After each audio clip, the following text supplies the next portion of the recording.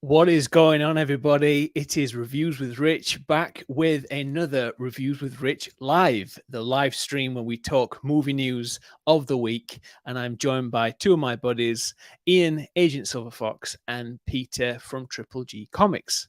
So thank you very much for supporting me so far in this journey. It's obviously a new live stream venture of mine, and just grateful for everyone who's reached out to me, and obviously very, very much enjoyed the show as well from last week. If you didn't get a chance to see the show last week, please go back onto my channel and have a little look through and what we talked about and the big topics.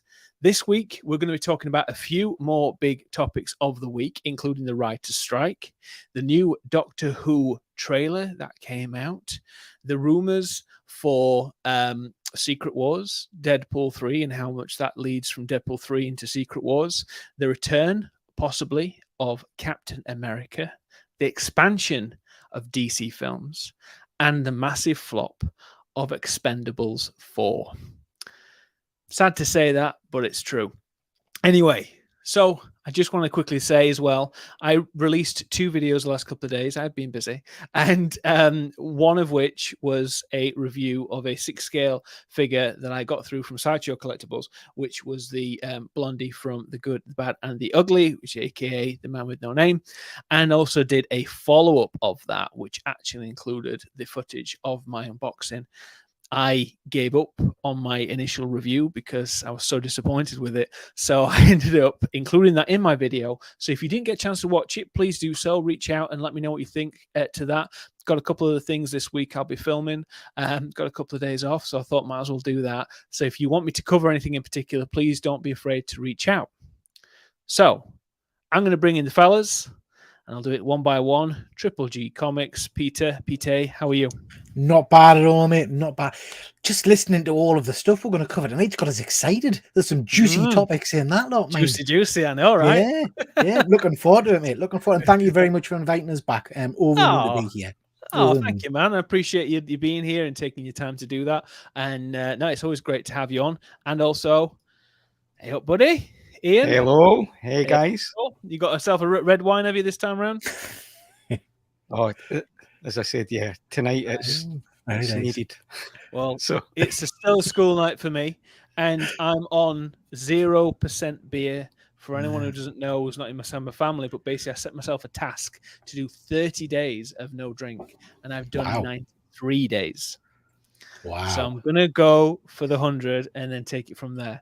I just got into a bit of a habit of just having it at weekends and stuff. And I just was like, yeah, why don't I do that? And I do a little tasks every year. So I'll do like Stoptober. So I'll stop something and I'll just not do it for a whole month and then see how I feel after that. But yeah, so if you see me doing this, that's why.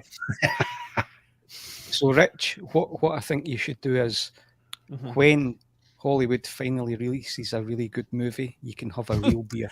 Yeah. Treat yourself.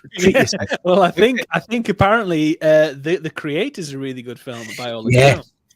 I've heard very good stuff. That's out this week. Yeah, I think it's Thursday. It's out.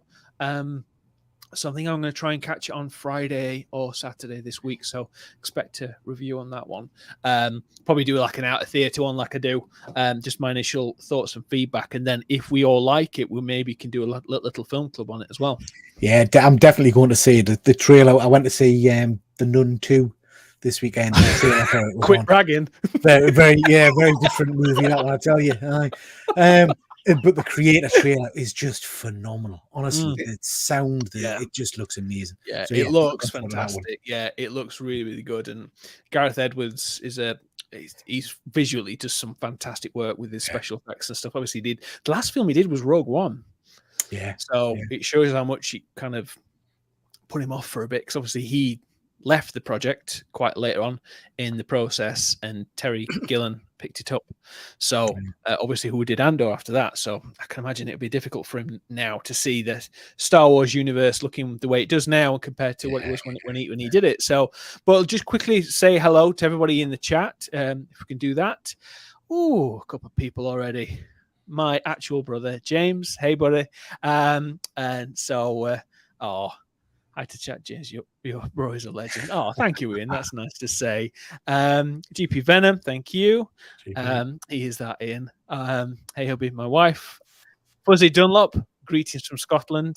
We That's a good name. That is funny, Dunlop. My wife said, "Don't forget Paw Patrol this weekend." Yes, I am taking our daughter to see the preview screening of Paw Patrol: The Mighty Patrol. I think it's called. I don't know. Mighty Paws. I think it's called, which is the sequel of the master class of that was Paw Patrol the movie. So we're going to see that. Me and my daughter. She's 4.5. So I'm taking her to see that. So it'd be cute. That'd be fun. That'd be fun. She loves the cinema. Worst one I ever did with my son and daughter was I'd never watched any of the cartoons before, but they took us to see Shaun the Sheep movie. Oh yeah, it took us about 3/4 of an hour through before I said, "Does anybody speak in this?" Because there was no. It's just a series of Yeah, I was like, "What the hell is going on? I don't understand what's happening." But yeah, it was an interesting one. Was it Farmageddon or the other one? Yeah, that was it. Farmageddon. Yeah, so there's two of them. Yeah, I've seen all those. I love it. My daughter absolutely loves the Super Mario film. Oh, I love it. And it's fantastic. Yeah. I absolutely love it. I really, really enjoyed it. But let's quickly get into it. There's a couple of other people dropping in as well. Howdy, Ian. Says Six Girl Padawan. Hey all. Hey, was it Phil? Was it? Did you say his name? Yes, Phil. Yes. Yeah. Hey, Phil. How do you Phil, mate? There you go, Phil. Someone's already beat me to it. But hey, everybody, thank you very much. Do not forget to be subscribing, to be checking back every Tuesday at 9 p.m. because we're going to be doing this every week. So just to keep that in your diary. So first order of business, that is the great news that there is an initial writer's strike end. They've gone to the table, they've had a chat, and they've agreed a couple of things with the AMTP, and it looks like this is going to be signed. So it's tentative at the moment, easy for me to say. And so by all accounts, they've agreed a number of things. They've negotiated it nonetheless, because obviously the big concern was AI. A number of one of the things that the Writers Guild wanted was at least 6 writers in a writer's room for every episode of television, and it seemed a bit heavy-handed. And there's a couple of things like that. So they managed to sort it out. So it was 165 days. It went on for. The SAG Actors Guild one is still going on. So we're not going to get any announcements really, because you can't announce someone's been cast unless they were previously cast as that person earlier in the year before the strike. So we're not going to get any promotion, hence why Dune 2, which should have come out in November, beginning of December, I think it was due to come out this year, it's now going to be brought out in March next year, because obviously they've got one hell of a cast. They want people to really shout from the rooftops to come out and really promote it, which is such a shame. But they've seen the benefit of these actors promoting these films, because obviously there's been such a massive drop off in terms of the box office since Barbie Hammer. Really, because obviously that's when the strikes happened. No actors being able to promote anything, go to premieres, do all this and that. And the thing is as well, like, there are people like ourselves that are aware of what's coming out of the cinema and stuff, but there's also people like my parents or stuff like that who don't necessarily watch the trailers. They see it on Jonathan Ross or Graham Norton or something like that. That's when they know the film's out. So yeah, it's just quite interesting. Guys, have you got any thoughts on this? It's a great step forward. Just hope it continues on into the actors as well. It's nice to see them reach a compromise that's obviously hopefully appealing for both parties, I guess. I'm just the thought of having this kind of protracted strike, it is quite upsetting, because you're gonna the movie content is just going to dry up at some point, isn't it? Absolutely support them, absolutely 100% behind them, particularly when it comes to the AI stuff, because that's frigging terrifying. But yeah, pleased to see it making some moves forward. Yeah, there's one thing I heard with the AI thing was that there was a number of extras being asked to sign this piece of paper, and that basically meant that the studio would then own that person's likeness for the rest of time, that they could then use in any different film. So if they maybe did like one for Gladiator 2, which is obviously being filmed, well, probably next year now, they could get a couple of extras for that and then basically have that said person in all different time periods and all different films and stuff like that. So you're scanning your likeness and then they own your likeness then. So stuff like that. So there's really squirrely things that a lot of the studios have done. And I think they need putting back in the box a little bit, because I think they need to know how vulnerable they are when it comes to this without the talent, really. Yeah. So about yourself, Ian, have you got any thoughts? Yeah, no, I'm the same. When it comes to the creative industry, you know, AI should be as far removed as possible. It's not like a manufacturing industry where you've got robotics and you're doing certain things. That the creative thing for me is it's a different thing. So yeah, definitely. I'm you know, we want to protect the good storytellers, everybody that's involved in that, you know, because we all want awesome content, movies. We're here because we love the movie industry. So we want a closure to this, but not just an initial closure for me, but a systemic closure. We can't allow, as you just talked about, Rich, these things that maybe some people are signing things just to get their foot in the door, or certain things, and yet they don't know what they're signing. No, we need to stop that. There's a moral aspect here. So it's taking advantage of people's enthusiasm and ambition to get into the movie industry, and I think it's really out of order.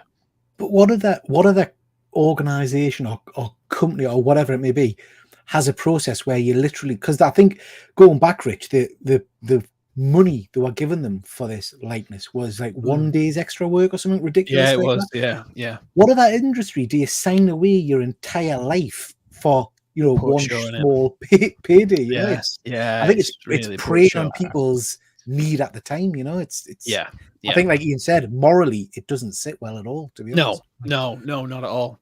And I think someone said it was like 3C Films, which is a guy I follow, and he said that there was this example that, say, because both Ben Affleck and Matt Damon were extras in Field of Dreams, and if they had done that in this thing that's happening now, we wouldn't have had Good Will Hunting, and we wouldn't have had Ben Affleck as Batman and all this kind of stuff. Like, we wouldn't have had all those things and all those different movie careers and Jason Bourne, etc., because they're different movie studios.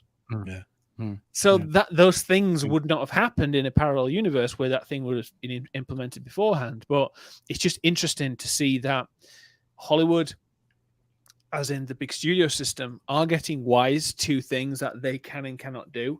They're thinking, okay, do we have to spend that much money on these writers when we can just basically generate a script via AI and get a writer to basically humanize it, which is also one of the things that they were talking about doing. And so there's loads of things, and with this SAG, the Actors Screen Guild one as well, that's got no real sign of slowing down. But there are exceptions. There are different people who have kind of followed the things that they needed to do. I'm not going to get too much into the weeds of it because I'm not a legal expert by any means, but there's still productions going ahead, but not as many as obviously there would be.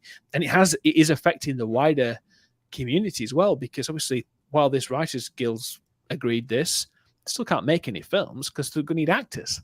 So it's going to be interesting to see how it goes. Hopefully it gets sorted soon. But it's poor show. But I just wanted to go and bring that one up. Just quickly say, out of interest, do these strikes only affect American writers and actors? Good question, Phil. So basically, my brother's an actor. He lives in Spain, and a lot of the stuff that they've brought out internationally, there are certain things that do not fall within the Screen Actors Guild, but there is a direct snowball effect with the rest of the industry because everything's slowing down because of it. So they're not getting things signed off because they don't know what's happening, etc. So there are still things happening and being filmed, say, in the UK, but it has slowed right down. There are a couple of independent films and stuff that are being filmed, and so say, for example, The House of Dragons season 2, that was completely fine, and they were going ahead as normal, but basically what happened was Matt Smith, who's part of the Screen Actors Guild, he said, no, I can't do it. So he basically stepped away. So there's things like that. So there's going to be a lot of effect on it, really. Surely now SAG can play hardball and hold out everything they want. I think they have to be reasonable. I don't know exactly what they want for everything, but I think there needs to be a level of negotiation, so each party need to feel like they get something out of it. But I think Hollywood are going to start to really, really suffer if they don't carry on like this, if they carry on like this way. James T says AO. His catchphrase. AO, buddy.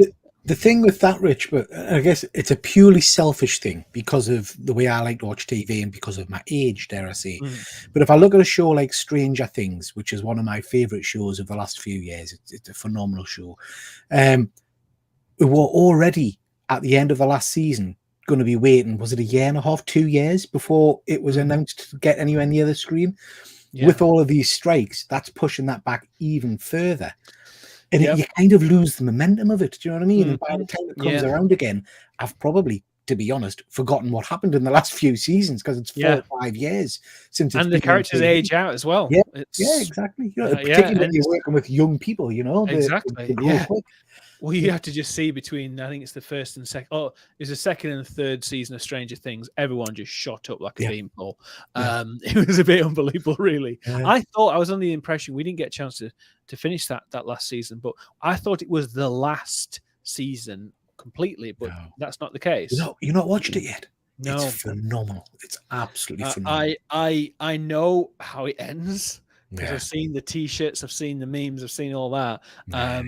But I am keen to watch it. We just got very, very horror for my wife, and she got to the point where she's like, "No, not for me." So I was like, "Okay, fair enough. I'll watch it on my own." So that's interesting. So next thing, I was going to talk about. I'll move this one on actually first. This one's a funny picture. Hey, yo. Expendables 4 bombs the worst box office weekend of the year. Now, by all accounts, bearing in mind, I'm a massive Sly fan. I love Sylvester Stallone. However, apparently he's only in it for like 5 minutes. Really? Yeah. So it's primarily a Megan Fox and a Jason Statham vehicle, which is, what is this, 2004? It's just silly. And so basically it's those two.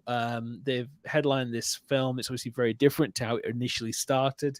We had Van Damme, we had Schwarzenegger, we had Stallone, we had all the old school people from the action series, and it was quite hardcore. It was like an R when it first came out, and by all accounts, they've ramped up the CGI blood and the headshots because they've seen John Wick and how well that did. But by all accounts, this is an absolute shit show, and this has just killed the franchise, which is zero surprise.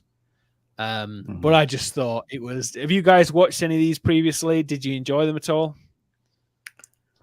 Enjoyed the first two.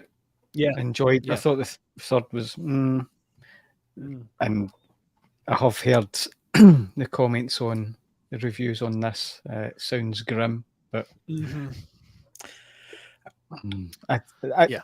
it comes on the box on home, I'll watch it to a point. If it's really as bad as everybody's making out, or that will get switched off. But this makes me really sad. I have to be honest. So I'm a big fan of the first, like exactly the same as Ian. Big fan of the first two. Third one was a bit iffy, but I'm a big fan of the first two because when I was growing up, I'm a bit older than you, Rich. When I was growing up, this was the heyday. These were the action stars. These were so there was something special about seeing your Van Dammes and all those characters brought back onto the big screen. And it was really exciting. When the big pulling point of the trailer is 50 Cent, I'm not interested. Do you know what I mean? So this never I don't think was going to float me boat. No. I'll probably see it, not at the cinema, I don't think, but I will see it just to say I've seen it. But yeah, it's sad that it's fallen. It's sad it's got to this point. I mean, it cost 100 million to make, which is, I don't know what they spent that money on, because but I saw the trailer and I was like, my God, this looks atrocious. And yeah, it's just a shame. It's a shame for Sly, because obviously his name's on it. Because he's had a big career resurgence. I think the last maybe 5 or 6 years since Rocky Balboa obviously just showed his acting chops, which is he was unbelievable in that, and then obviously in Creed, where he got Oscar nominated and won the Golden Globe for.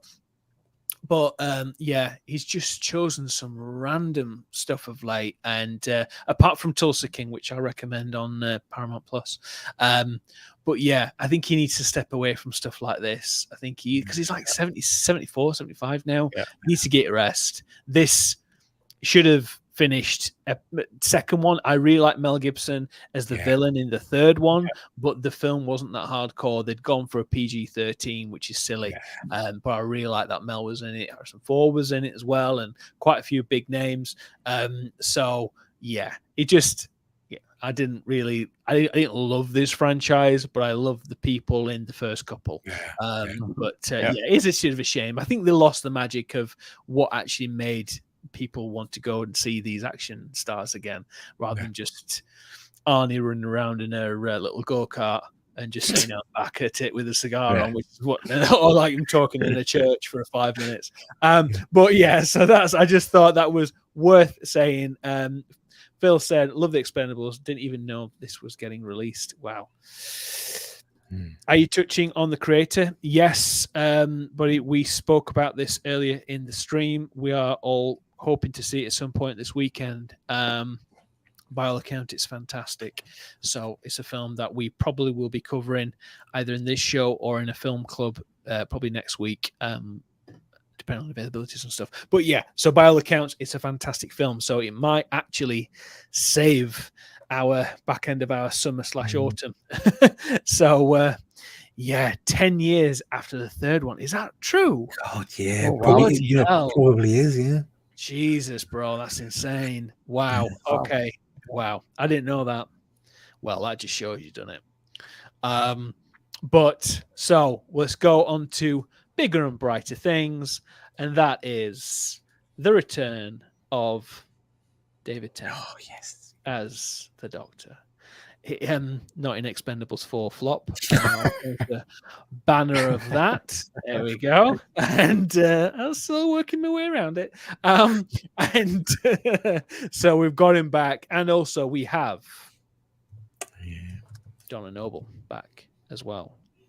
So for people who didn't watch Doctor Who, apparently the next 3 specials that are coming out in November, written by Russell T Davies, who is making a return to writing this show and show running the whole series, and also the next series after that, is going to be the return of David Tennant, and they're going to go into the new Doctor, which is the guy I cannot pronounce the name of. He is starting from Christmas. So the last time we saw Donna Noble, she had her mind wiped because she'd absorbed some regeneration energy, and she was the Dr. Donna and all this kind of stuff. For anyone else who doesn't watch Doctor Who, you'd be like, what the hell has Rich just said? Trust me, that's the long and short of it. That's the case. That's abbreviated. But basically, she absorbed too much knowledge that a human brain cannot absorb or cope with, so that then he had to wipe her mind. And then he was afraid then if he was to see her, for her to see him again, it would basically break her mind. So she's back and he's back. So it's to see how it'll go. And they're going up against Neil Patrick Harris as the Toy Master, or the Toy Maker, the Toy Master.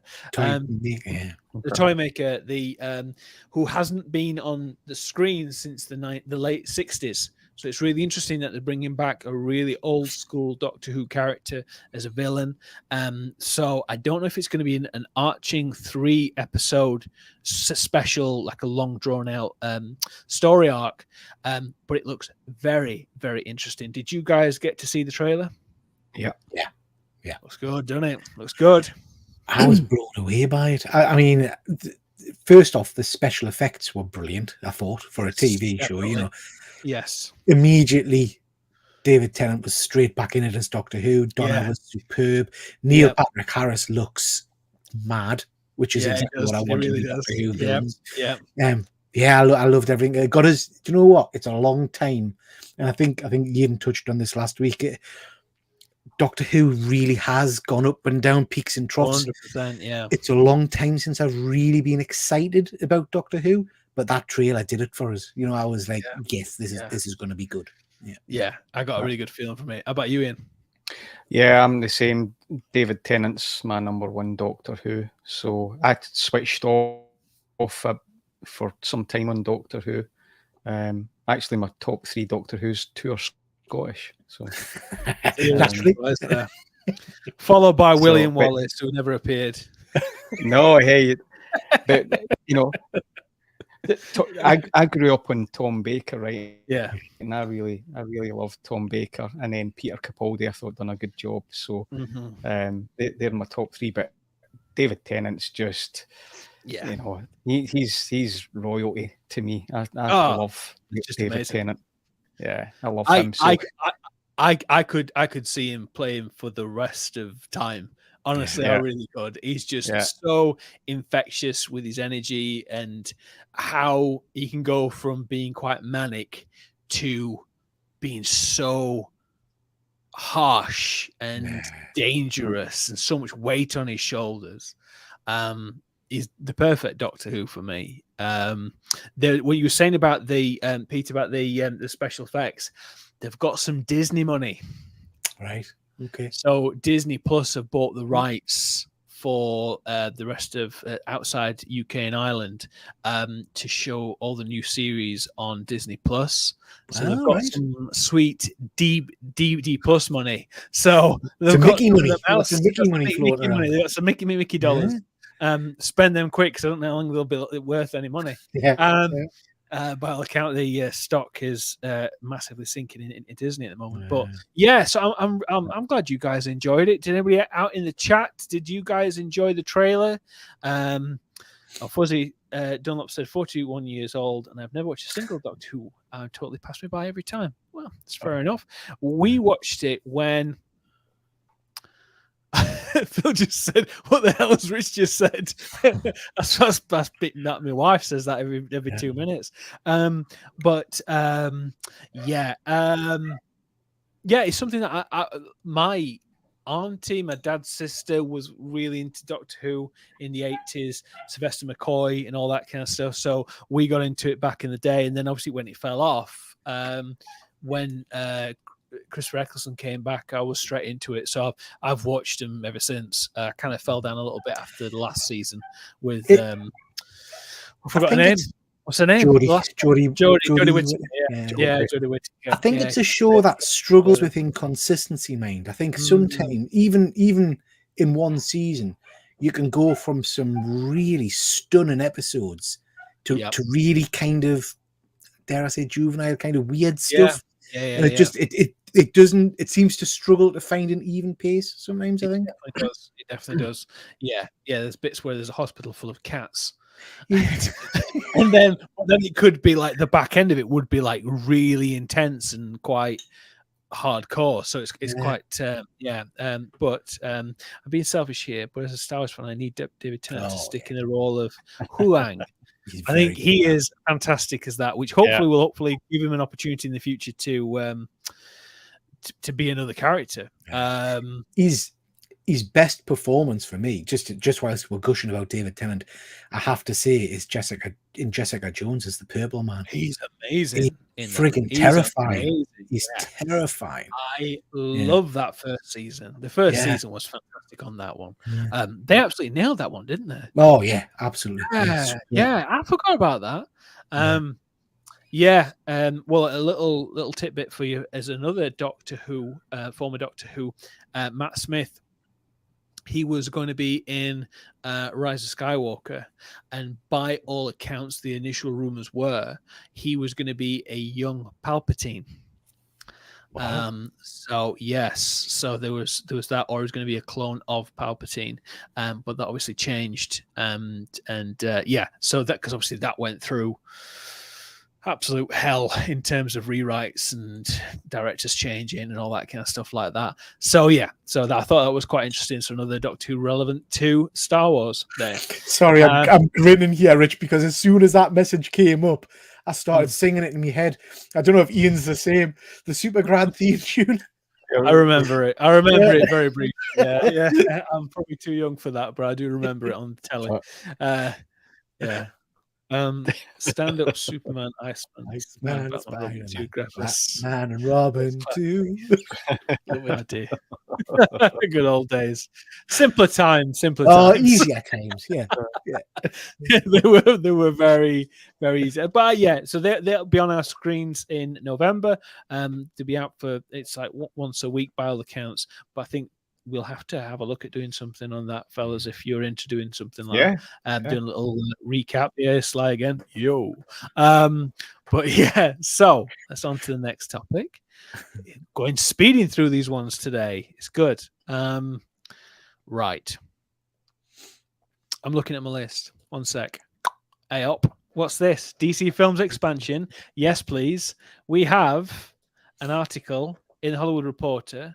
Warner Brothers studio Livingston unveiled plans on Thursday to add 10 new sound stages, incorporating 400,000 additional square feet for production and support space.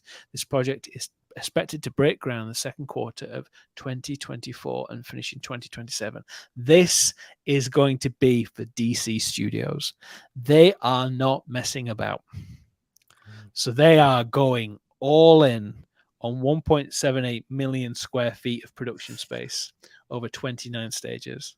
They are not messing about. So hopefully the appetite's still there for DC, because I don't know about you guys, but I'm ready for a break. I don't know about you guys. What do you think at the minute? Obviously, we spoke about Aquaman 2 last week, the trailer. I'm still going to see it. I really enjoyed the first one. Apparently, what Gareth said in the chat last week about the possible death of an infant might be on it, which is why people are so against it when they are walking out of these test screens. So I think they're going to have to change something, because that's ridiculous if they decide to do that. And then 10, 15 minutes later, he's running around a jungle. I think the tone has to probably change, because by all accounts, it's not a very good film. So Warner Brothers are pretty much letting this be released in December, and then they're like, see you later. So I don't think we're going to see Jason Momoa for a very long time after that as Aquaman. I don't think they'll see him for a while anyway on that side. But yeah, so it's good that they've got this expansion going, that they're putting this work in. They should have done this probably a while back, but with the amount of changes in the different the executives and stuff like this, it's just a good sign. What do you guys think to this? Have you got any thoughts? Did you even see the article? I didn't see that, so and I don't know the context of what the output would be off that, to be honest, Rich. I haven't seen that until you flashed that up. I just want better storytelling, and some of the CGI from DC stuff has just been abysmal lately, and I love DC. Yeah, I won't see Aquaman 2 in the theater. I'll wait till it's on the box. The trailer, it had Thor: Love and Thunder vibes for me. Forced humor. Yeah. There's a certain character in there that, I'll be polite, I just wouldn't want to see. I love Jason Momoa. I think he's great. And yeah, just this trailer just left me cold. The CGI bits that I've seen, I'm trying not to be too critical. No, you can be critical, because obviously this is for DC Films, which is putting the Snyderverse and everything in its its rearview mirror, and driving forwards towards the James Gunn Superman and everything like that, and that's going to happen. So this kind of investment in a tremendous amount of money into it shows that they've got some kind of faith in this product at least, which is good. So that expansion, is that more that they'll focus on live action? Yes, yeah. Stuff? So it's sound stages. So it's all the big sound stages where they will shoot a lot more things practically, and obviously they. Okay.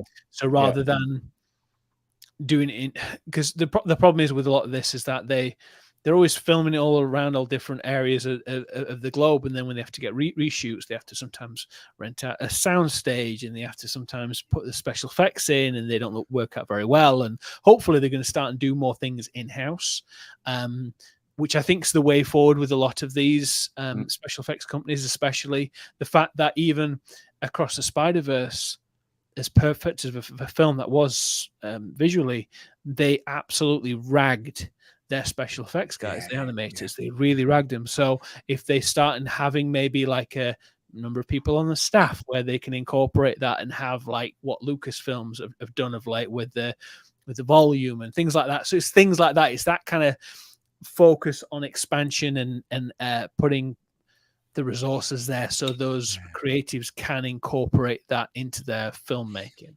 I think it's a good sign generally. Yeah, no, all for that. Yeah. I hadn't seen this news, so this is promising to me, because I kind of thought that, I know they've got James Gunn in now, but let's be honest, there's not been a good DC movie for a while. So, and the execs, the big wigs aren't necessarily interested in making quality movies. They just want to see pound signs, don't they? Mm-hmm. So the fact that they're willing to invest money, they must be pretty confident in James Gunn. Yeah. I absolutely, again, completely agree with Ian. I just want good stories, and I don't understand how they're getting this wrong. So someone in the chat mentioned the animated stuff there. DC animation is top of the field. It's phenomenal. Mm-hmm. The stories are there in the books. It's got some of the biggest, most recognizable characters ever. Yeah. And yet it just falls down constantly. And I just don't get it. Well, the Dark Knight Returns Part 1 and 2 is some of the best animated. Like it's shown. It's just how they handle that is just absolutely perfect. The tone of it and everything they did fantastically well. They couldn't do that on film, but it's just such a good job. They're going to incorporate in some of the animating style where there's going to be the one of the things which is lacking, which is what David Goyer said this week in an interview on Happy Sad Confused, was that just DC had just constantly kept changing hands, and the executives were there one day and they were pitching this big 10-year thing, and then 5 minutes later they weren't there anymore, and then they went, we want this, and just very reactive. And one of the things, because obviously David Goyer, he wrote a lot of the Dark Knight trilogy and also Man of Steel, and he did Blade as well, didn't he? He wrote Blade, and he also directed the third one, which obviously was he was having an off day. Yeah, but I think it was partly because Wesley Snipes was under the investigation of is on his taxes and stuff like that. So it was a bit of an issue then. But David Goyer was saying in this thing, he said that when they did Man of Steel, he had an idea for do Man of Steel 2, and basically the executives at the time said, "No, we want the MCU. We want the MCU. We need to catch up. We need to do this. We need to do that." So it's like that. They just didn't have that single vision.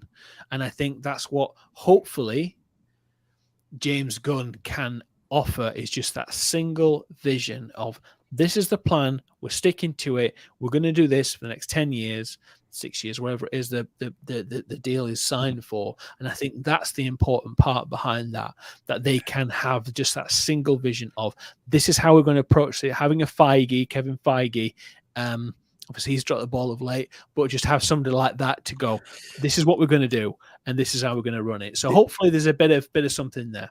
The only thing that worries us, and I have got faith in James Gunn, I have to say, because I think some of his movies are tremendous. But I think you're absolutely right. I think Warner Brothers said, let's forget all of the preamble and jump straight to Avengers level movie. So you missed all the character development, the backstory. But then we've got James Gunn doing Superman, which has got us really excited. But then we've got just announcement after announcement of different characters that are appearing in the Superman movie.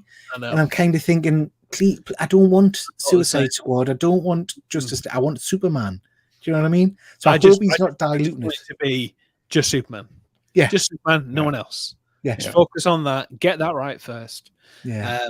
And then introduce different. But I think it's to kind of go, this is an already established universe where Superman's there and everyone else is like, even though they might be a bit weird or a bit of a criminal or whatever, they can look up and say, Jesus Christ, this guy's a god. But that's obviously going to be delayed as well with everything. Yeah. So that's not going to come out in 2025. It's going to be 2026 at this rate. So it's just going to get silly. Well, after this, obviously, we've got Aquaman 2. That's it, done. We've got Joker 2, which obviously is not part of this universe anyway. And then we've got the Batman 2. So hopefully Joker 2 is out next year, which is going to be really interesting because obviously there's going to be a musical element to it. They've finished filming that, haven't they? They're in so. post. Yeah. So it's gonna be next year before that's released. Dr. Von Hoot says, "Evening all, hey buddy." That's a great name. Hoot. And so we've got that to look forward to, and then obviously hopefully the year after is the Batman 2. So we've got some DC, but that's in the real DC as far as I'm concerned that we've got coming up. So I just thought it was worth sharing. We also have the possible return of Captain America. I love Captain America. He is the king in my mind in the MCU. I think he's fantastic, a fantastic character. He's so likable. He's played incredibly well by Chris Evans. He was in a GQ interview. He basically they said, "Would you have him back?" He said, "Never say never," which AKA show me the money. Show me the money. So I think there's a big chance he's going to come back in some way. He did say, though, which I thought was quite interesting, not in this quote, but in another part, he did say that if it was to come back, he would want it to be his Captain America, not an alternative version of Captain America. It wouldn't be like a Hydra one or from a different universe, parallel universes. He would want it to be this particular one. So it would maybe be the one that's time traveling. Build the game. Yeah. So I just thought it was interesting because I really like him. I think he's great. I think he's chosen some good roles, but also some, by all accounts, just okay stuff as well since leaving. Obviously, he was in that Apple Plus film, which looked terrible, called Ghosted with Ana de Armas. And by all accounts, it's absolutely atrocious. And then he's in this Painkillers show, which is out like a film for Netflix coming out soon. So by all accounts, it's just okay stuff. So I think he needs to get something else behind him where I think could just bring him back as Cap, maybe for Secret Wars or something like that would be cool. But I just thought it was interesting just to share that. What do you guys think to this? Shall I go first? Sorry, I keep pausing, Ian. We'll alternate who does what. We'll do that. That's a good idea. It's my fault. No, it's me. I'm a gob. I nearly said it. I nearly swore on your channel, Rich. I'm a gobshite. I just like to talk. All right. You have got a pirate's gob though. I've got a pirate's mouth. Your videos, Jesus Christ. Yeah, Jesus Christ. No, you're not monetized.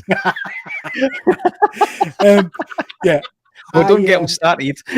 Don't get us started on that one. Bunch of no. Listen, I love Chris Evans in this role. I think in terms of perfect casting, this is one of the best casting decisions around. He is phenomenal. But I absolutely loved his ending in Endgame. I loved the slow dance with Peggy at the end. So, part of us thinks that was such a beautiful end. I don't know that I want him back. I think I think Secret Wars will bring everybody back. I think that's the big bang. And I think a one-off done movie, fair enough. But I don't want a new series with him in or anything like that. No, I think that's probably wise doing like that. Like you said, it was the perfect ending. Yeah. For him having that last dance with Peggy, and especially what he promised her. But it's just I think it was amazing the way they ended it. I think if they're going to do it, they have to do it really something very interesting to get his teeth stuck into. What are you thinking? Yeah, I mean, I love Chris Evans. He's, in terms of of cast, and it's the second best in the MCU behind Robert Downey Jr. That's number one for me. Just sensational, because that was the basis, the pivot point for the MCU, the whole success from that. I'm like Peter. I don't want to see him come. I really don't want to see him come back at all. I just can't see it being good, particularly with Disney's recent run. I would actually prefer to see him come back as the Human Torch rather than Captain America. Right? I'm quite interested. I'd quite like that. But not Captain America, because I think his arc in that is just perfect. Leave that, do something else. So. I would love to see more of the. I mean, they can't really do it now. Between the Civil War and the Infinity War area. So that bit where he was Nomad, basically, he was off the radar. He was off with Black Widow, and it was with Falcon and stuff, and they were doing stuff there. I think that's something that they didn't really do very much of, and I think they could have done something with that with the Black Widow film, but obviously they didn't. But yeah, it was. Someone just said that monetized video was epic. YouTube should monetize you for that alone. Thing is, Phil, is that they if you swear within X amount of time of a thing, they tend not to favor those things. So the old pirate Bob Gurrier. Pirate Mouth Pete. Pirate Mouth Pete. There's a new channel name for us. I like that. Pirate Mouth Pete. Pirate Mouth Pete. Your friendly Jordajik. Von Hoot said, the Joker 2 better than the Godfather Part 2 are here. Those are some very, very big shoes to fill if that's the case, but that'd be nice. That'd be bold. Very nice. It's a very bold claim, but I hope that's nice. That'll be good. Well, we've got some powerhouse behind that acting wise, so I predict another Oscar for Joaquin Phoenix even before the trailer comes out. Unless if they focus too much on the musical side, I think I'll have something to say on that one. I think. That's got us worried. Yeah. I don't know if I've just come up with this or if it's just something that I've heard someone else say, but obviously there's a musical element to it. Ha Ha Land. So with obviously kind of with Lady Gaga and Joaquin Phoenix, I thought that was quite good. But next thing, Deadpool 3. Who would have known? It's the gift that keeps on giving. Deadpool 3. So Sean Levy said basically they're going to honor. I'm not going to read this. You can read this for yourself. But basically they're going to say, because we said about last week that there's possible that he's going to basically go through Fox and kill everybody off and all this kind of stuff like that. By all accounts, they are going to pay homage to that Fox universe. So there are going to be a number of people from the Fox universe that will acknowledge him, but the legacy still is there. And yeah, so it's going to be quite interesting to see what they do with that, how they're going to go about it. And yeah, so I just thought it was worth sharing. That's something else. Sean Levy is obviously the director. He's come up with that. And there have been many, many rumors about that as well. And that is Deadpool 3 will directly lead into Avengers Secret Wars. The film will show multiple realities collapsing and the TVA's plan to save certain heroes from each reality and place them onto New Earth / Battle World. So, Peter, this is your floor now. Right. I know a bit about Secret Wars. I know a bit about the Battle World thing. Can you tell us, the audience out there who may not have read as many comics as you have, what is Battle World? What is Secret Wars? Yeah, sure. So, I mean, the first thing to say is the Secret Wars mythology gets very convoluted and complicated. So if you're wanting to go and read stuff in preparation for this film, you need to be quite careful because there's lots of different versions. So Secret Wars in itself has had there's been Secret Wars 2, The Secret War, then the more modern Secret Wars. So there's a whole host of different event books.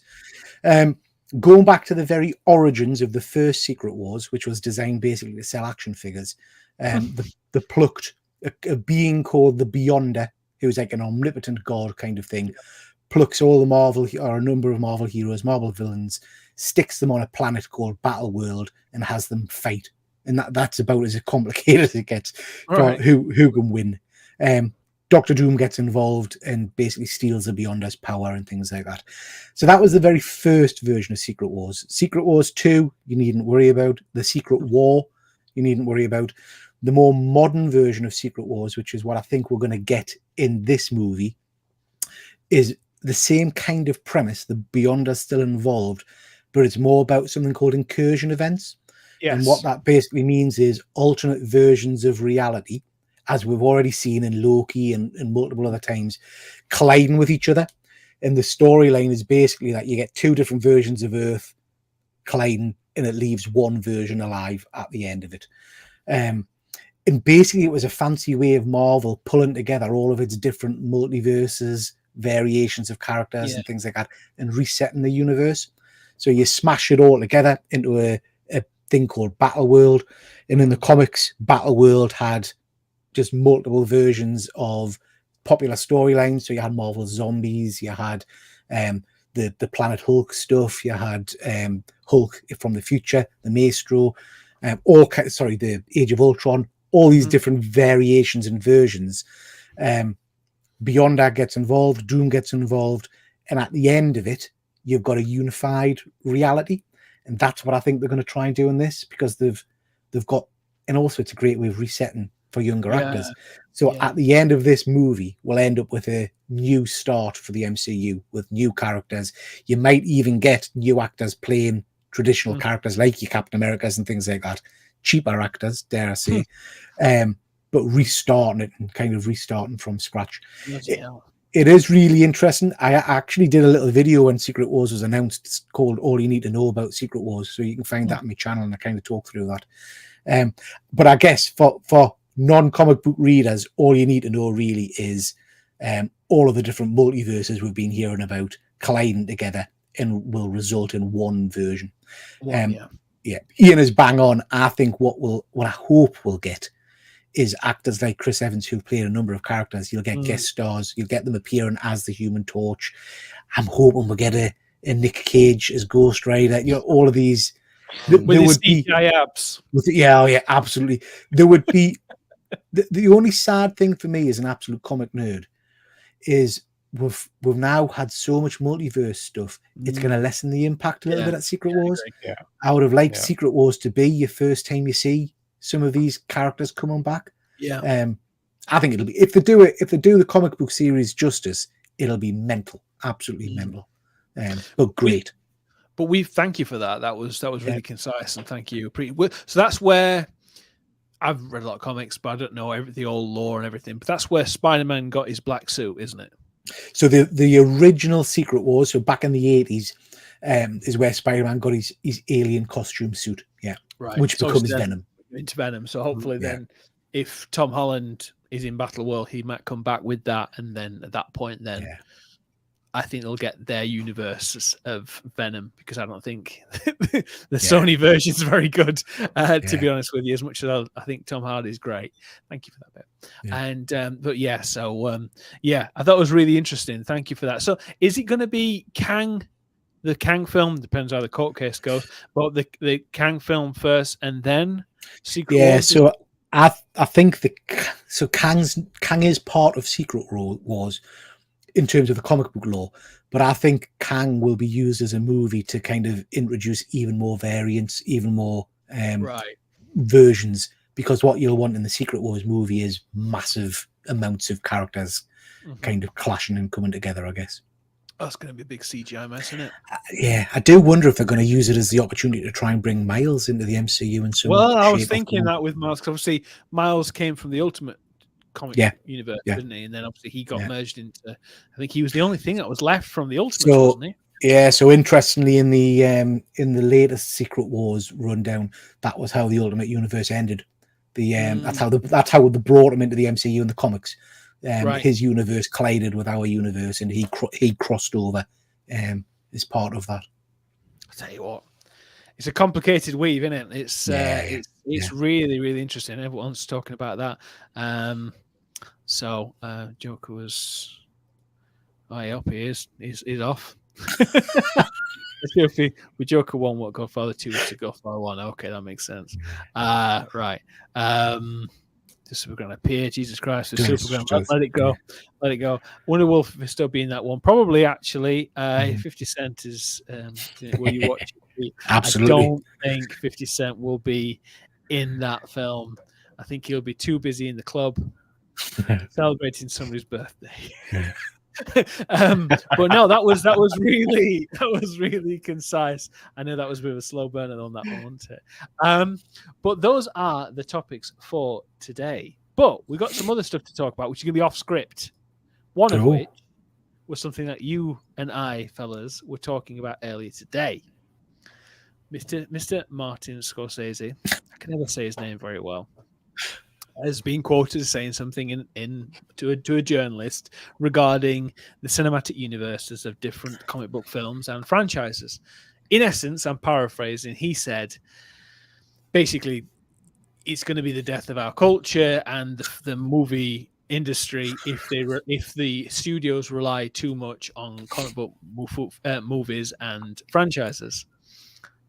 I'm going to put my points after you guys. You guys go ahead. You bear in mind this man is 81 years old.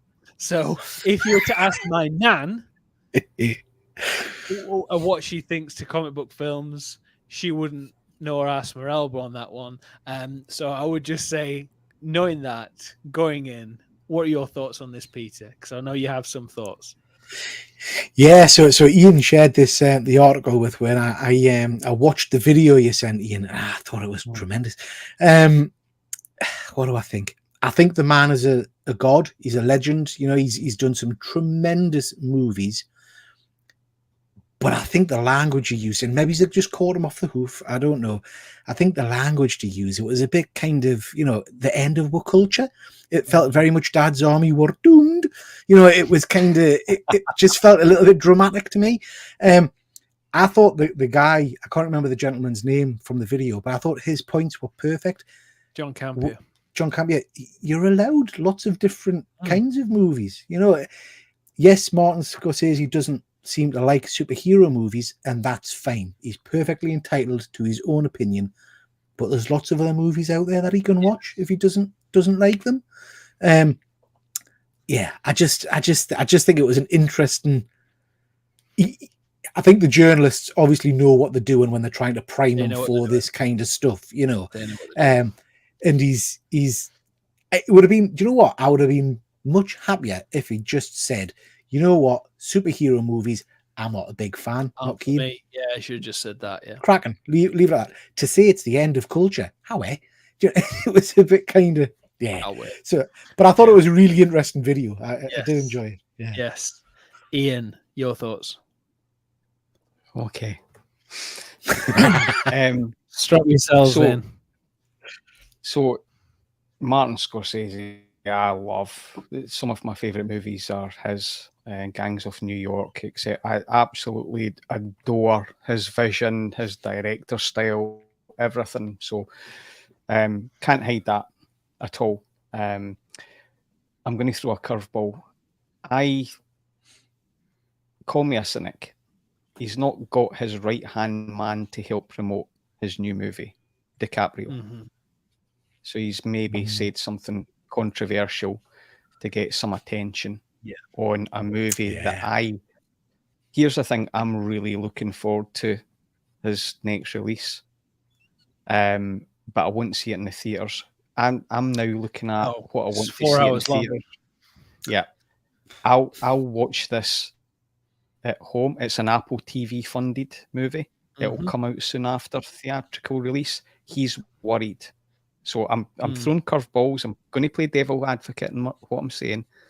I believe that he's making some comments. I don't believe it was the previous comments from a journalist, and it's replicating. I think he's not got his right-hand man in DiCaprio, who I love.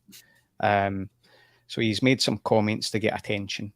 That's what I believe. And for me, I'm definitely going to watch it. I'm excited for it. I won't see it in the cinema because I now look at the cinema for a certain theatrical experience, and that movie won't give me what I want from it. But I know I will love this movie. I know I'll love this movie, but I'll watch it at home. The things that I get and I relate with John Campea, and it's not because I've watched John Campea. I thought it from his previous comments. It's you can't. Certain genres, there's a cycle, right? Think about in the early 80s, the action movies, the anime movies, the late 90s and the early 90s, the rom-coms. There's a cycle. So flip this over and say, I mean, I love the whole mob and gangster movies. I love them, and Scorsese and that. But a lot of his movies were on that. So if somebody says, "Oh, you're only making that," so change the superhero. And it wasn't just the superhero. He talked about franchise. So Top Gun, Maverick is a franchise. Maverick gave so much boost to the cinema when that came out after COVID. It was epic. Godfather, that's a franchise. No, it's not. For me, it's three. It's not a franchise. That's a book. It's based on a book it's a trilogy of films. But I understand your point. What you're saying. I think he's what. Not to speak for him, but I think when he says about the franchise, it's like the current. Here's Transformers. We're going to do it to death. We're going to talk about Bumblebee. We're going to do this. We're going to do this. We're going to do this. We're going to do Turtles. We're going to do a million turtle films. We're going to do all these different films, and we're going to do Marvel films till the cows come home, and DC films, and we're going to do origin stories of this and that, and we're going to do Star Wars to death. I don't think he was like, ladies and gentlemen, I brought you all here to make a statement on the state of Hollywood. I think he was just asked by a journalist. I think you're right, Ian, with what you're saying about the fact that Leo's not there. He can't kind of say, let's get some clicks on this. But I think the journalists are very wise. The fact that they got the clicks, they got the attention a few years back when he said comic book films are not cinema. It's just his opinion, but I just think it's a bit of a... I saw the John Campea thing, and while I like John Campea and he has a lot of really good things to say, I think sometimes he uses examples where it's kind of like he starts using Miss Marvel as an example in his how it's not emotional and stuff like that. It's people have different responses to different stuff. Everything is subjective. In my personal opinion, I think everything is cinema within reason. I think everybody's entitled to their own opinion. If you like to ask my nan, has she watched she's never watched a comic book film in her life. She hasn't. She's 80 odd years old, but she's not in the film industry. So and then at the same time, Martin Scorsese has got his finger on the pulse and has seen a lot of these films or at least aware of them. I just think it's quite interesting to see how people can kind of very much blow up on this and kind of take offense by what he said and really be kind of like, oh, well, he's attacking comic book films. He's just saying the state of Hollywood. He's right in some respects because the money is not there for smaller films. You're either small budget where you'll go up to like 25 million and that's it, or it's the 250 to 500 million and the 300 million, to put into a big franchise film like an Indiana Jones film or something like that, or what else has come out this year. But yeah, it was just that. So I think he was just kind of talking about the smaller, the mid-budget stuff, and that's why he's had to go to Apple. He said a while back he thought streaming was going to be the death of cinema. Guess what? He's in streaming now. He got The Irishman with Netflix. He's got Killers of the Flower Moon with Apple. It's how he has to. You can't live and die by your opinions and then be like, I can never walk it back. He hasn't walked this back. It's not gonna be good change. But what he is an absolute genius. And I didn't mean to cut you off halfway through your point, Ian, but I just wanted I wanted to just kind of just say about that part. And this is great that we're not all happy clappers, right? This is what I Exactly. like about Yeah, streams, there's that no we're not echo all chamber going, around here. that gets boring, Yeah. right? And I hope the chat appreciate that. Oh yeah, that honesty. we all respect everybody's opinion. We can have a healthy discussion. The Yes. one thing that I thought was interesting, right?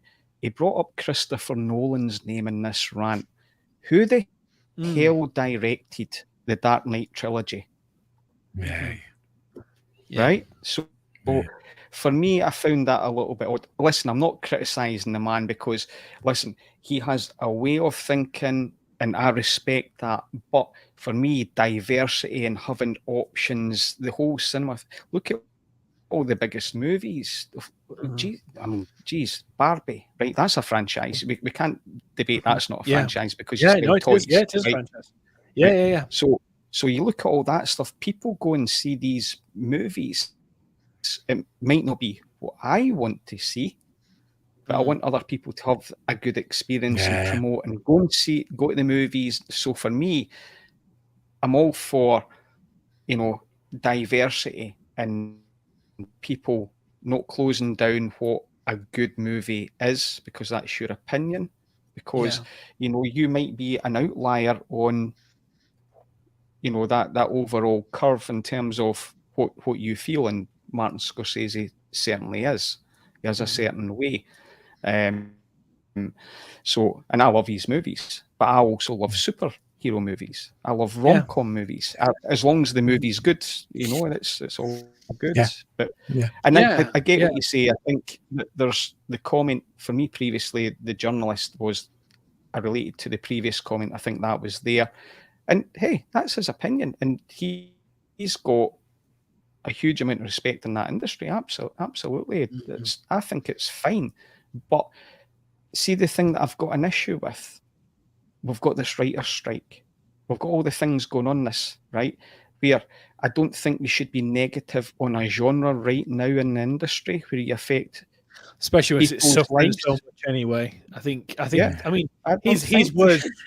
His words won't end a genre of comic book films or any films, but I think his voice and what he said, he has a wider point, and what he's basically saying as well, again, not speaking for him, is that for a lot of people back in the day, a few years back, 3 or 4 years ago, the only reason why they would go to the cinema would be to see a comic book film.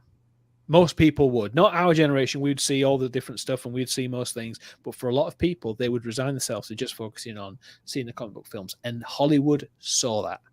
They saw that's where the money was going. That's where it is. Bums on seats. They're seeing where the patterns are. We need to make more of these. And that's what they did. And because of that, there is a generation or a sub-generation of people who are very tribal about their films. They only see that narrow sight of films. They only it's like music back in the day. Oh, I'm only into my rock, or I'm only into this, I'm only into that. Like for me, I listen to Bowie, Elvis, all sorts of stuff. I listen to all sorts of plethora of different music, but a lot of people aren't like that. So I think there are people, and he's seen it. Obviously, he's the Hollywood side. He sees what the Hollywood studios are financing and what they have seen and what the trends have been. This is one of those things where it will be, eventually it will die off. The comic book genre will die off, or it will have to change. So do you think, I was going to say, do you think back in the day then, we had similar debates and discussions with big name directors saying, "Oh, these Western things, they're just destroying cinema." Of course it was. Yeah. It's like anything. Like this is a trend. Yeah, this is a trend. Yeah. And while we are all attached to this, eventually it will not be in the main zeitgeist. Yeah. My mother-in-law says to me, "Rich, when's the next Marvel film?" And she doesn't mean the next MCU film. She just means comic book film. Yeah. Because she knows what I like, and she knows I like this kind of films. So that's like, it's in the zeitgeist. Regular people, Joe on the street and stuff, know that comic book stories and movies are made and they make money and they do tremendously well. But the tides are turning to different other things that will eventually become the game adaptation or the toy adaptation or all these different, or sci-fi again, because like say the creator might do incredibly well and Dune 2 is going to come out and that's going to do really well, and all these different things, and Hollywood then responds to that, and so do the audience. So it was not a discount anything, because obviously we've been talking the majority of the time today about comic book movie films, because we love these things and we love the comics, and we've all got stuff behind us that represent our love for those different genres. But I just thought it was interesting to hear someone of the old Hollywood generation, because he's still part of that. Him, Francis Ford Coppola, people like that, what their opinion is of the movie state at the moment. I think there's going to be a lot of studios just going to keep buying each other out, and then there's just going to be one or two big studios. That's where I think it's going to be. Ian, you are right in terms of Killers of the Flower Moon. I do not want to see that at the cinema. It's a 4 hour. I didn't realize it was 4 hours. I'm not sitting through that. Yeah. Well, same with Irishman. I think that was 3.5. I've not seen that yet.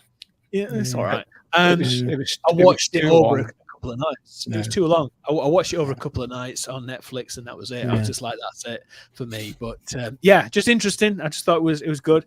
Someone said Empire Strikes. Phil said they've done it to car movies, going 60 seconds, Fast and Furious, horror, Scream, Paranormal Activity. There's all those sub-genres as well and stuff. They still exist, but the only other thing I would add to this, and it's a silly little point, I guess, but if you're an up-and-coming filmmaker and you've just made, I don't know, Blue Beetle, for example, or whatever, and you live and breathe movies, and you've got someone like him who is at the peak of the industry, he's your idol, and he's saying things like that about the kind of movies you're making and your design, that must be a bit of a kick in the nuts.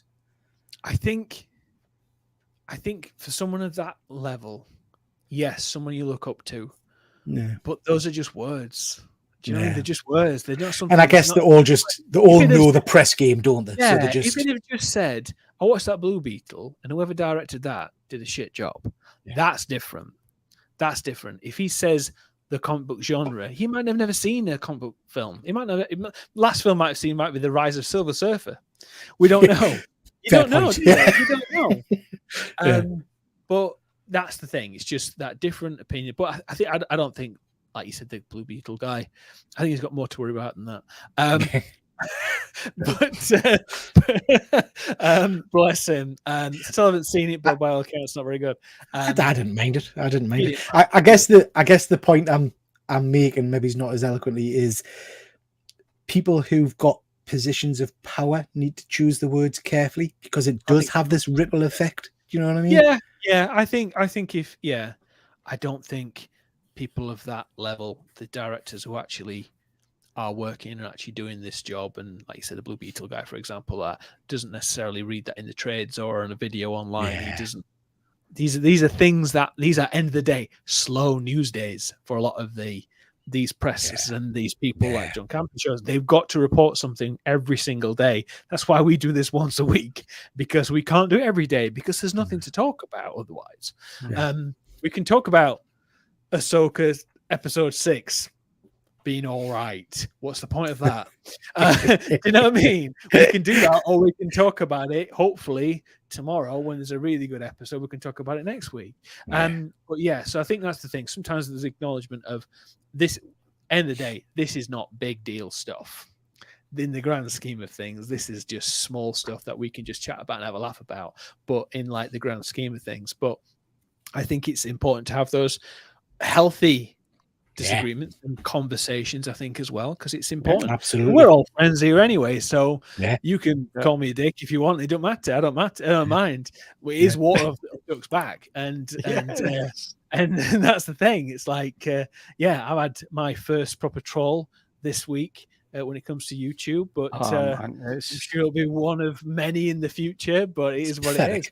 It is literally waters off the duck's back, but no, it's just something there. But is there anybody else who would like to bring up anything while we're here? Because we've got a little bit more time. If not, we can wrap it up and you can tell us about what's coming up. Movies. So just very quickly, I did see The Nun 2 this weekend, and I enjoyed that. I like a horror movie. But what I saw the day before was Haunted in Venice. Either of you guys seen that one? I have heard about No. it. Yeah, Poirot. Yeah, Poirot. Not seen it yet. Yeah, I really enjoyed it. It was good. It was. Yeah, I it's mean, I pretty like murder mysteries anyway, so it was a good jaunt. Really atmospheric. Yeah, me and my wife went to see it, and we both thoroughly enjoyed it. So yeah, I recommend that one if you like that kind of genre. Yeah, well, Kenneth Branagh directed it as well, and Yeah. the previous two, and he's had some difficult choices with his acting, with his casting. Because obviously, he had Armie Hammer and in the previous one and stuff like that. But I don't think they marketed this one very well. So my son, I was trying to get because we're having a cinema day, and my son flat refused. He said he's seen the trailer and it's a horror, and he doesn't do horrors. He says, it's not a horror. It's Poirot. You know, but if you watch the trailer, it absolutely does play like a horror movie. You know, so we got him to go in the end. He thoroughly enjoyed it. But you're right. I think the marketing didn't really do it justice. Didn't really show it as Poirot. Because obviously that gets a lot of the bums on seats with the previous two. They made a lot of money. They didn't make it very much at all on this one, which is a big shame. By all accounts, it is good though. Yeah, I enjoyed it. Yeah, it's good. It's good. Apparently, No One Will Save You came out on Disney Plus at the weekend. Was that an alien abduction thing? Alien abduction one. Yeah, apparently it's pretty good. So I am fancying. Well, I showed my wife the trailer, and then she kind of like, "Oh, I'm not too sure about it, but I think I'm going to watch that." I'm going to see The Creator on Thursday or Friday. It really does lean into the horror. There you go. And James T, spooky murder mystery. I'm all in. Spooky. Can you say spooky for us, Peter? Spooky. No, spooky. Spooky, man. Spooky. Kid spooky. Spooky. But yeah, Chowder crisps. I watched Canny bag of chowder. I watched The Outlawed Jersey Wales this week. It's a film that I thought I saw, but it turns out I never did. And because I've got a massive Clint Eastwood collection of movies, and turns out I'd never seen that one. And he's obviously regarded as a classic, and pacing's off of it. Obviously, it's an old film. He directed it, Clint Eastwood, back in the day. It was one of the first ones I think he directed. And it's a very, very, very long film. And the pacing, he had loads of showdowns in it, and I'm like, oh, is this it? Oh, no, it's not. And it's kind of like, it goes on too long. I'm like, my wife came in at one point, you enjoying your film? I was like, yeah, I wish he'd bloody finish it soon, though. But it is great. I mean, he's the master for a reason, I think, for just his screen presence alone. And then I've got Unforgiven to rewatch as well for like millionth time.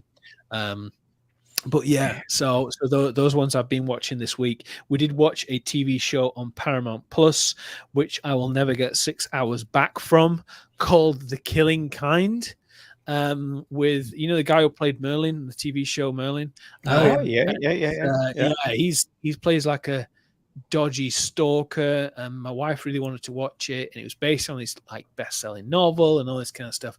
Honestly, they could have fit it into like a 2.5-3 hour thing, but instead it was 6 hours, and it was like, oh bloody hell. And it just went over just amount of times a character can go this, hello. Oh no, right, I'll be there. And then there's a taxi ride to something else, and then she has another conversation. And then the same thing happens again. I'm like, fucking hurry up. Like this. Get on with it. Get on with it. Sorry, just TV shows. We watched a Doctor Who actress. We watched the first episode of Wilderness. Have you heard of that? No.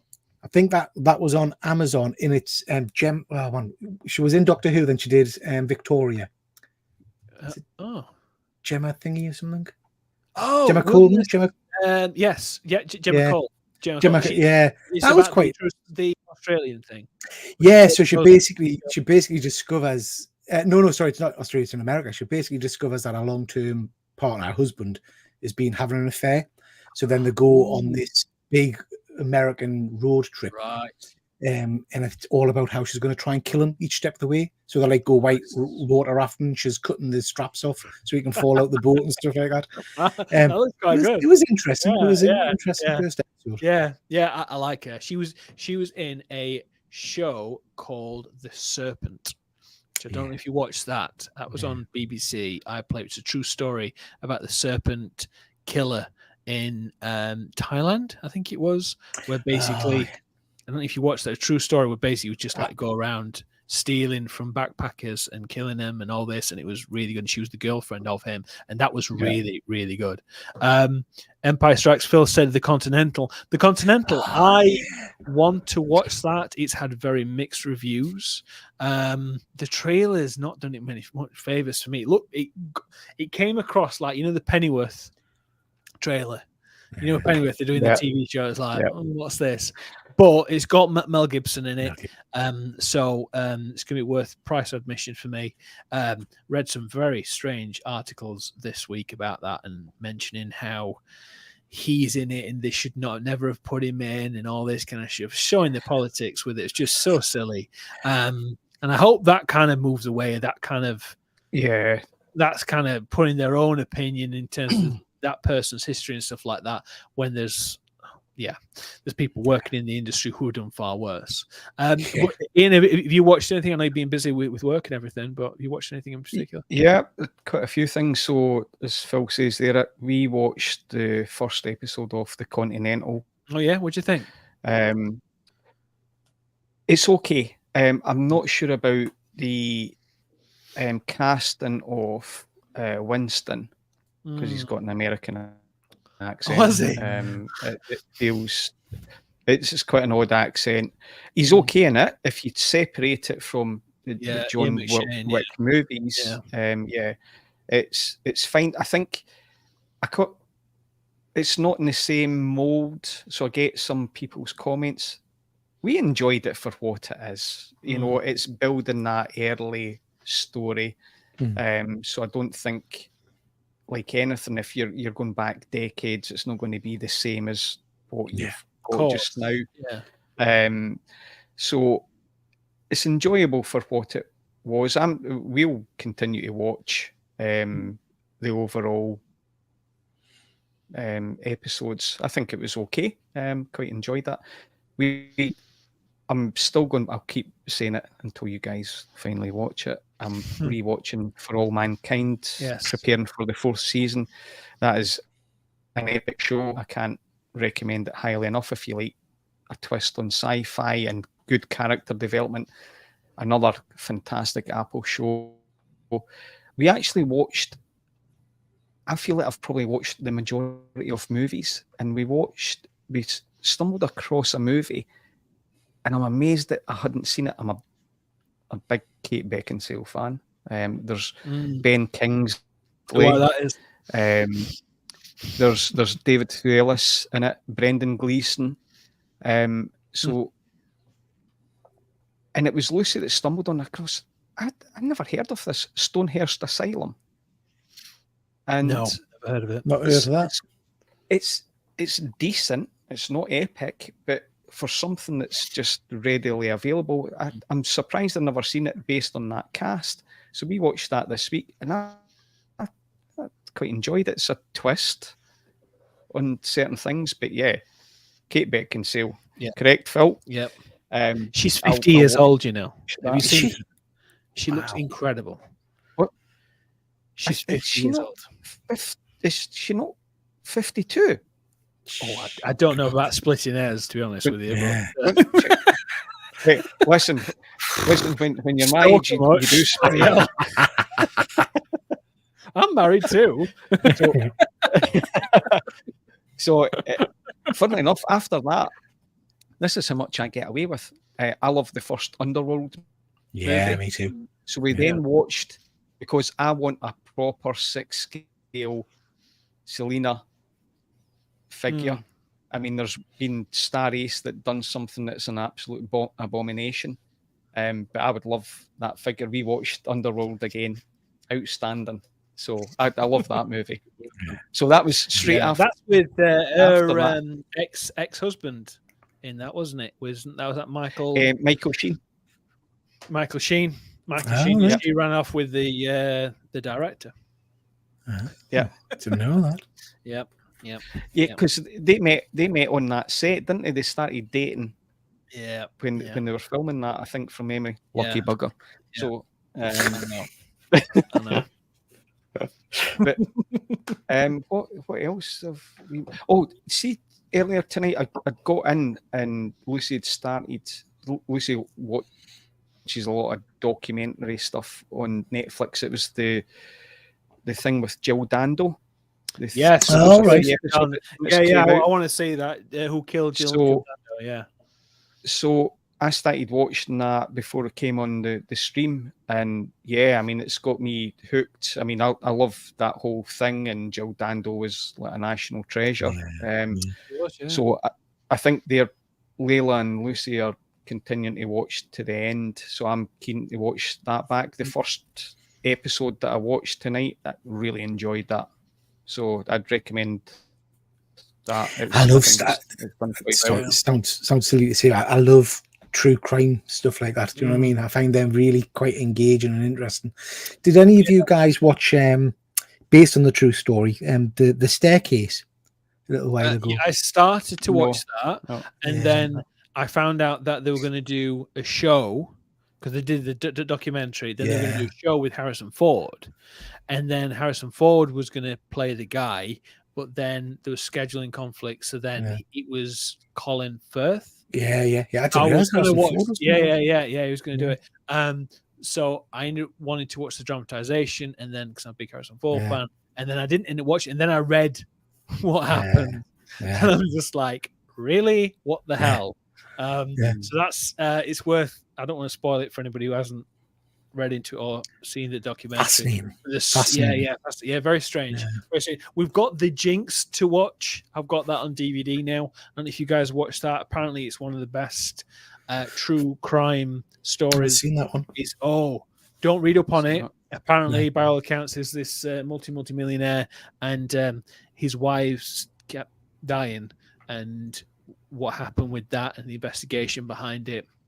Powerful guy, all this stuff, and apparently he's one of the best documentaries and the biggest mic drop moments at the end. Apparently, so by all accounts, it's like that is the one to beat. So there's we'll keep doing this little section, little recommendations. I think I haven't come to the part with very much this one because we've dedicated so much time onto that bloody show.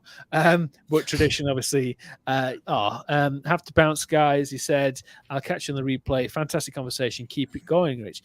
Thank you so much, Phil. I appreciate that. Very much appreciate your support and everyone else's support out there as well. But what a great conversation we've had today. Thank you for everybody who has attended and shown on the replay or just been watching us live. Thank you very much for that. To you, my fellas. What have you got coming up on your channel, Pete? Oh, what have I got? So I have got a toy video this week, which is an interesting one. Been waiting to put this one out for a while with some bizarre figures I picked up. Can't even remember who they're from, but it's basically Ares and Hercules with die-cast armor and weaponry. The Hercules is based on the Rock's appearance. Is it Coco or Cuckoo Toys or something? Can't remember. Not sure who they're by, but I got a lot of jip from some of my mates for buying these because I picked them up because they're die-cast and I just like the look of them. But yeah, so they're quite interesting figures. So it's based on the Dwayne Johnson Hercules. Not the Disney. Okay, go on. Yeah, no, the Dwayne Johnson one. Yeah. Oh, okay. So that's an interesting one. And then I've got my Saturday night live show, and I'm also on Killer Comic Show this Thursday. So yeah, lots going on as usual. And you tried to do a vlog. I tried to do a vlog unsuccessfully. Yeah. I enjoyed it. It was entertaining. Dropped the bloody camera and everything. You dropped the camera. You didn't edit that bit out. No. I don't know. But no, it was good. It was good. It was funny. It was funny. I think I'm safe to carry on doing them because I don't think I've been. Yeah, you're all right. You're all right.